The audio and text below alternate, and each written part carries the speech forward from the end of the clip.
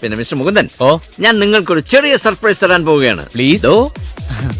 Officer റാങ്കില് കുഴപ്പമില്ലാത്തൊരു പൊസിഷനിലേക്ക് സാനാന്നാണ് അവളുടെ പേര്.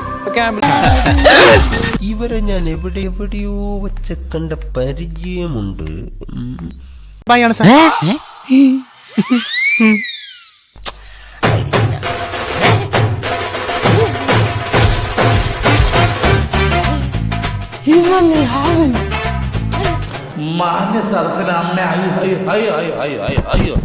മാനസിക പ്രശ്നമുള്ളവർക്ക് സാമൂഹ്യ അംഗീകാരമാണ് വേണ്ടത് മിസ്റ്റർ മുകുന്ദൻ. സനാന്നാണ് അവളുടെ പേര്. സന പഞ്ചാബിയാ. ഒരു ദിവസം ഇവിടെ എന്നെ പ്രപ്പോസ് ചെയ്തു. അപ്പൊ ഞാൻ പറഞ്ഞു പറ്റൂലെന്ന് പറഞ്ഞു. അയ്യോ അങ്ങനെ പറയരുത് പ്ലീസ്. നീ എന്താ വിചാരിച്ചത്? നിന്നെ ഞാൻ ആത്മാർത്ഥമായിട്ട് പ്രേമിക്കുന്നെന്നോ? അയ്യടാ, പ്രേമിക്കാൻ പറ്റിയ ഒരു ചളുക്ക്. ഇവള് ഒരു ദിവസം ഇവളുടെ നാട്ടിലോട്ട് പോവാൻ നിൽക്കുക. വരണ്ടാന്ന് ചോദിച്ചു. ഞാൻ പറഞ്ഞു വരാം. ഞാൻ സനയുടെ വീട്ടിൽ പോയി. എന്റെ മോനാളി, ഇത് കമ്പ്യൂട്ടർ വിദ്യ, ഒരാളെ മറ്റൊരാളാക്കുന്ന ടെക്നോളജി. ഇന്ന് രാത്രി തന്നെ ഞാൻ സെറീനോട് എല്ലാ കാര്യങ്ങളും തുറന്ന് പറയാൻ പോവാ. ഞാനും ചെറുതായിട്ടൊന്ന് നന്നാവാൻ തീരുമാനിച്ചു.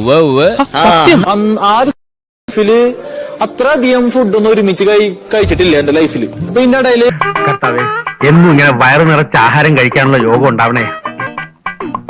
ആക്രാന്തം കാണിക്കാതെ ഇത് ആരും എടുത്തോണ്ട് പോകുന്നില്ല. എനിക്ക് നല്ല വിശപ്പുണ്ടെന്ന്. വിശപ്പ് മാറുന്നില്ലെങ്കിലേ വല്ല കാലിത്തീറ്റയോ പിണ്ണാക്കോ കാടിയോ എന്തെങ്കിലുമൊക്കെ കലക്കിക്കൊണ്ട് കൊടുക്ക. പത്തായം കൊണ്ട് നിറയട്ടെ. ഞങ്ങള് ഒരു ഓൾ ഇന്ത്യ ട്രിപ്പ് അടിച്ചു, ഞാനും സനയും കൂടി. അതിച്ചിരി കൂടുതലല്ലേ?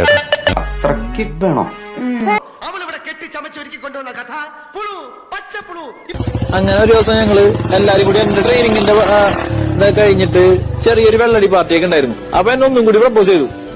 എനിക്ക് തന്നെ ഇഷ്ടമാണ്. I love you.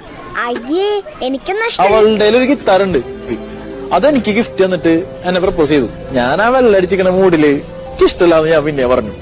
ശരി, പറഞ്ഞോളൂ, ഞാൻ കേൾക്കാൻ കാതോർത്തിരിക്കാം. എനിക്ക് നിങ്ങളെ ഇഷ്ടമല്ല. I hate you. അങ്ങനെ അവൾ അത് നടന്നു പോയി. സാധാരണ പോലെ എന്റെ പ്രാക്ടീസും ഉഷയുടെ പ്രാക്ടീസും കാര്യങ്ങളൊക്കെ ആയിട്ട് ഇങ്ങനെ പോയിക്കൊണ്ടിരിക്കുക. 2 ദിവസം കണ്ടില്ല.